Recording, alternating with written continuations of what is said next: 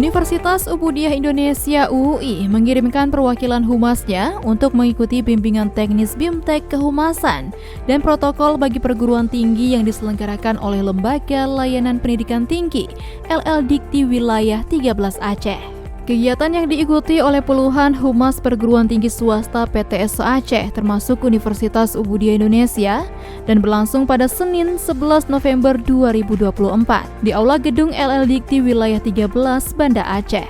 Acara ini dihadiri oleh 58 perwakilan humas dari berbagai PTS di Aceh. BIMTEK tersebut menghadirkan 3 narasumber, yakni Kepala LL.Dikti Wilayah 13 Aceh, Dr. Insinyur Rizal Munadi MMMT, Professional Communication Strategis Fordila Astari MSI, dan PJ Rumah Tangga Sesdirjen Dikteristek Neni Herlina MAPCPR.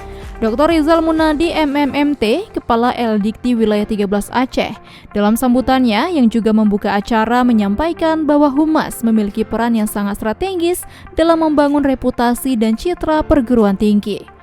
Rizal juga menekankan pentingnya sinergi antara humas di setiap perguruan tinggi.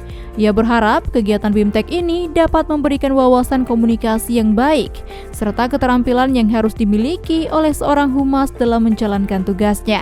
Selama mengikuti BIMTEK, peserta dibekali dengan 2 tema utama, yakni pendekatan terintegrasi strategi Rostir, PESO, dan AMEK untuk komunikasi yang proaktif, serta membangun protokol yang berkualitas, profesional, dan handal bagi perguruan tinggi.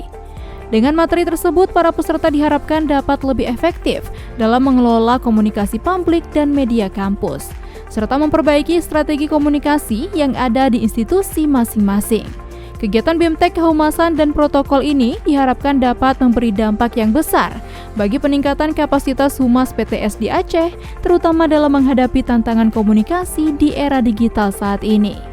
Dari Kota Banda Aceh, Tim Liputan YBON TV melaporkan.